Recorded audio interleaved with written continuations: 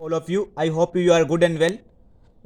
मेरा opinion government को budget के ऊपर भी है और सबसे ज़्यादा दुखी अभी इस समय फार्मर्स हो गया है। जो गवर्नमेंट की पॉलिसी है बहुत नेगेटिव पॉलिसी है। न बैंकों को रीशेड्यूल किया गया, न रिवाइज किया गया, न केसीसी के लिए कुछ किया गया, न तो किसानों को मतलब जो न्यू न्यू आनी चाहिए चीज़ें, जैसे कंप्लीट क्रॉप लॉस हो जाए तो केसीसी का इंटरेस्ट माफ़ होना चाहिए। बीमा आए नहीं आए हमें नहीं चाहिए बीमा आपका।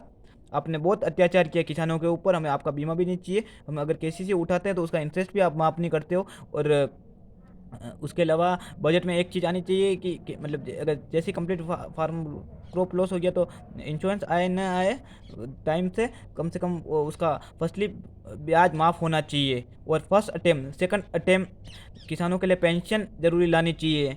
थर्ड अटेम्प्ट केसीसी की लिमिटों को इंक्रीज करना चाहिए ग्रामीण क्षेत्रों में, शहरी क्षेत्रों के तहत नहीं। और रीशेड्यूल किया गया उसमें बैंकों को सारे डॉक्यूमेंट रिवाइज शेड्यूल दिया जाने के बावजूद बैंक कोई आरबीआई की गाइडलाइन से चलते हैं नहीं, स्टेट बैंक भी नहीं चल रही है। और इसके अलावा मैं बैंकों को ये कहना चाहूँगा कि बैंक तो बिल्कुल नेगेटिव आंसर देते हैं, कभी कस्टमर को पॉजिटिव आंसर नहीं देते हैं। और कभी भी रीशेड्यूल उनके हिसाब से कभी नोटिस नहीं दिया जाता, एक महीने पहले नहीं नोटिफाई किया जाता है, 5 4 5 दिन पहले नोटिफाई किया जाता है ये करना है ये करना है। और बार बार इंस्पेक्शन चार्ज मेरे खुद के सर 30 40 हज़ार 50 40 50 हज़ार रुपये तो इंस्पेक्शन चार्जेस और प्रोसेसिंग चार्जेस 3 बार साल में लगने लग गए, 2 3 बार एक ही रिन्यूल कराओ रिन्यूल कराओ रिन्यूल के नाम पे। बहुत काफ़ी गलत चीज़ें चल रही है गवर्नमेंट की। जो फंड गवर्नमेंट को एग्रीकल्चर के लिए देना चाहिए था वो दूसरी इंडस्ट्रियों के लिए दिया गया और agriculture industry complete fell down कोशिश हो रही है। तो मेरा मानना है कि बजट में ये एक तो बजट में लाया जाए और जैसे ही क्रॉप लॉस होवे तो इंश्योरेंस उसी समय हाथों हाथ पास होना चाहिए किसानों को।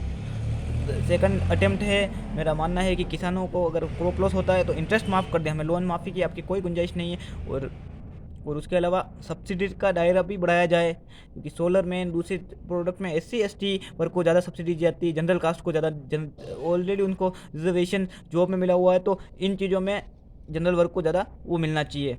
और उसके अलावा लिमिट है, कम से कम 10 15 लाख की लिमिट होनी चाहिए। और ब्याज 3 लाख तक इंटरेस्ट फ्री किया जाए, 160 तक है 3 लाख तक 0% इंटरेस्ट पर केसीसी लिया जाए, तो जब जाके किसानों को कुछ फ़ायदा मिल सके। उसके अलावा मैं कहना चाहूँगा कि जो बजट में आए यूथ के लिए, जो यूथ वर्ग है, कंप्लीट वर्क फ्रॉम होम महिलाओं के साथ साथ युवा बच्चों के लिए भी लाना चाहिए। और training free guide of training करवानी चाहिए, डिजिटल मार्केटिंग, वेब डिज़ाइनिंग, जो बड़े बड़े प्रोफेशनल कोर्सेस है, artificial intelligence, accounting and taxations for work from home, और फॉरेन अकाउंटिंग, इंटरनेशनल अकाउंटिंग, सारी चीज़ें वर्क फ्रॉम होम होनी चाहिए। किसानों के लिए ग्रीन हाउस पॉली हाउस के लिए सब्सिडी का दायरा बनाना चाहिए, पेंशन लागू करनी चाहिए।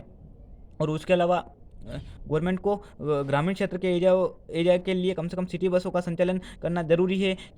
और राजस्थान गवर्नमेंट को एडवाइस देना चाहूँगा कि कम से कम वेट कम किया जाए इस जो बजट लाए 2022-23 के लिए फेब में, तो क्योंकि अगर वो बजट में करेगी तो उससे काफ़ी फ़ायदा होगा राजस्थान सरकार को और सबको भी। Thank you for listening to me. हमारा वीडियो आपको अच्छा लगे शेयर करना, लाइक करना, कमेंट्स करना ना भूलिए।